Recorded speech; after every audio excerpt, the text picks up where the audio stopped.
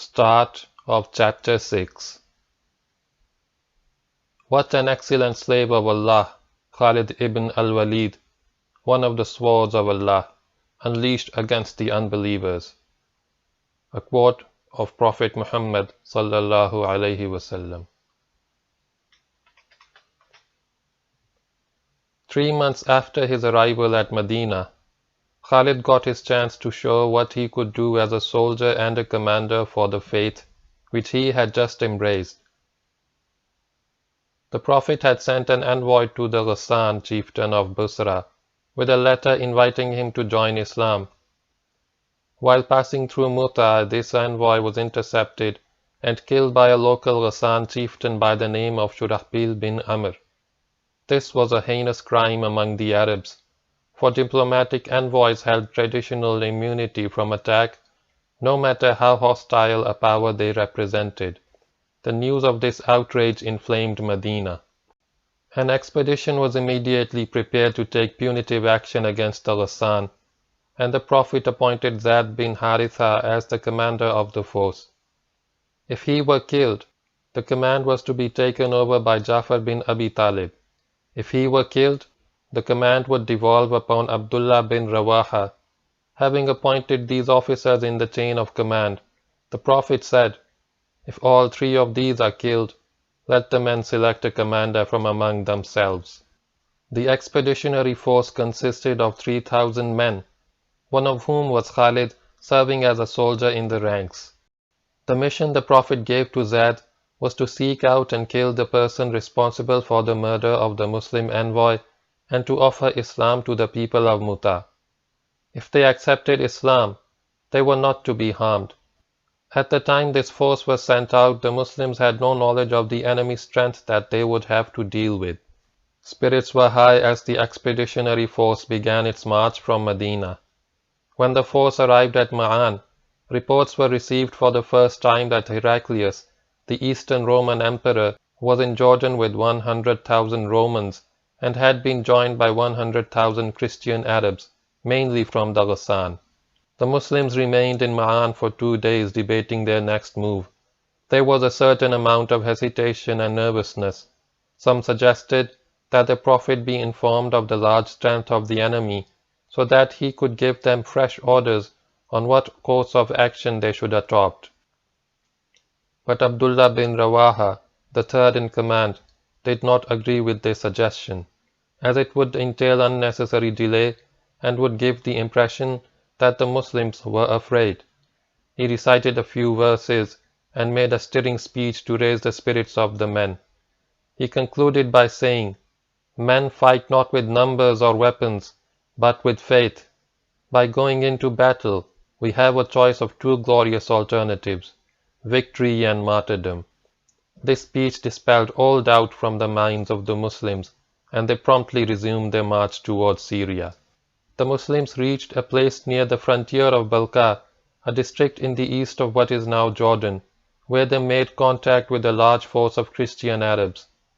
Not finding this place suitable for battle, the Muslim commander withdrew his force to Mutah. The Christian Arabs followed the Muslims, and the 2 forces again met at Mutah. Both sides now decided to fight. It was the 2nd week of September 29, the 3rd week of Jamadul Awwal, 8 Hijri. Zayd deployed his force in the normal pattern of a center and 2 wings. The right wing was commanded by Qutbah bin Qatada, and the left wing by Ubayya bin Malik. Zayd himself commanded the center, and in the center too was Khalid. The battlefield lay to the east of and stretched up to about a mile from the present village of Mutah. The ground here was even, but had a slight undulation, and the gentle slope of a low ridge rose behind the Muslims as they faced the Christian Arabs to the north. The Christian Arabs, who were commanded by Malik bin Zafila, formed themselves into a deep mass confronting the Muslims. Some historians have given their strength as 100,000, while others have doubled that figure.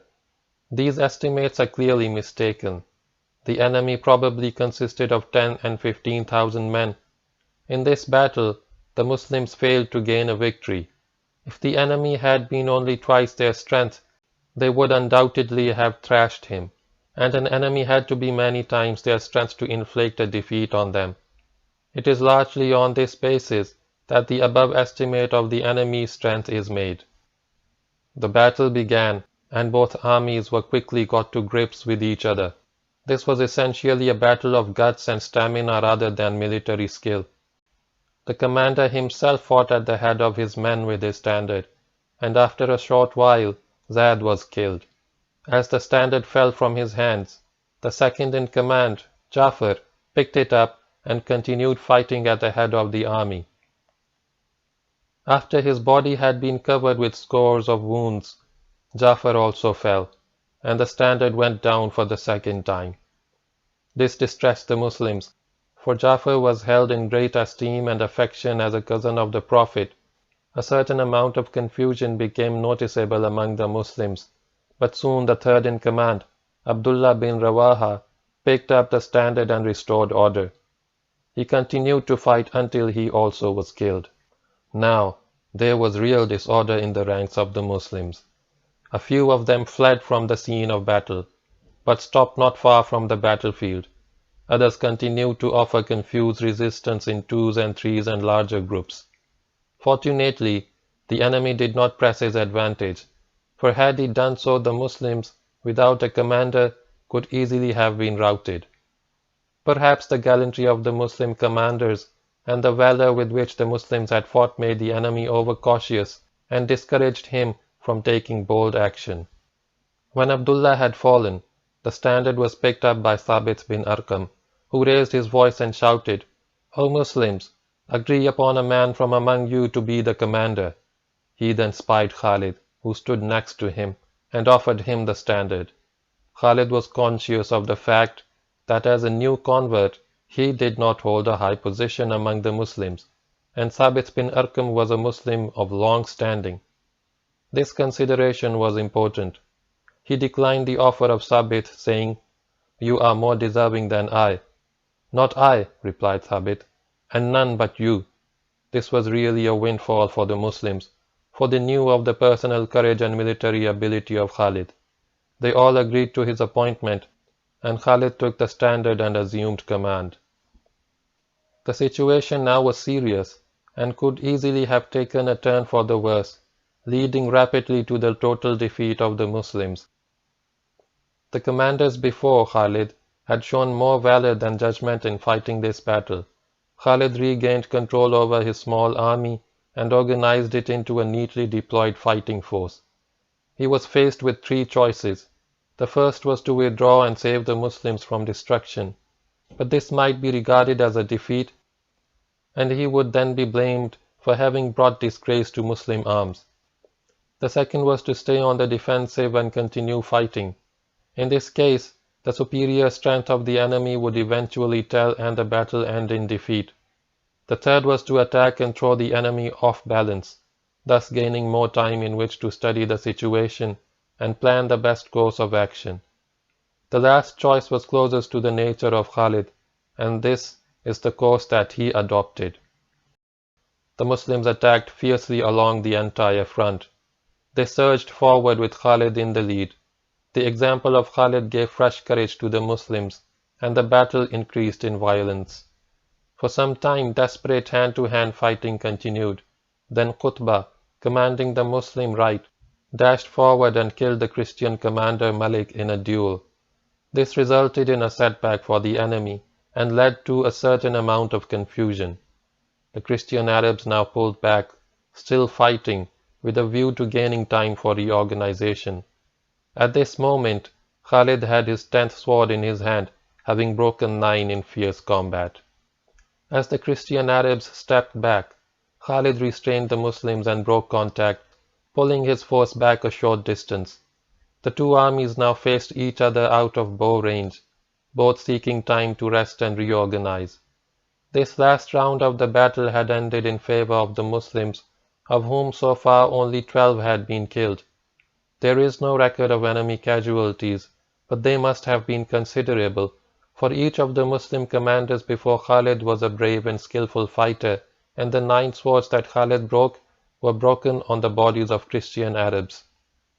The situation, however, offered no further prospect of success.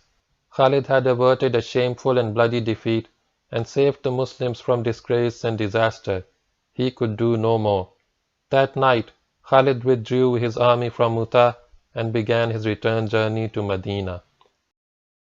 Complete audiobook playlist link available above and in the description. Like, share and subscribe. The news of the return of the expedition preceded it at Medina, and the Prophet and those Muslims who had remained in Medina set out to meet the returning soldiers. The Muslims were in an ugly temper, for never since the Battle of Uhud had a Muslim force broken contact with the enemy and left him in possession of the battlefield. As the army arrived among the Muslims, they began to throw dust into the faces of the soldiers. "O you who have fled," they cried, "you have fled from the way of Allah." The Prophet restrained them and said, "They have not fled. They shall return to fight if Allah wills it." Then the Prophet raised his voice and shouted, "Khalid is the sword of Allah." Later the resentment against Khalid died down, and the Muslims realized the wisdom, judgment, and courage which he had shown in the Battle of Mutah, and the name stuck to Khalid. He now became known as Saifullah, the sword of Allah. When the Prophet gave Khalid this title, he virtually guaranteed his success in future battles. Some historians have described the Battle of Mutah as a victory for the Muslims. Others have called it a defeat. As a matter of fact, it was neither. It was a drawn battle, but drawn in favor of the Christians, for the Muslims withdrew from the battle and left it in possession of their opponents. It was not a big battle. It was not even a very important one, but it gave Khalid an opportunity to show his skill as an independent commander, and it gained him the title of the Sword of Allah. End of Chapter 6.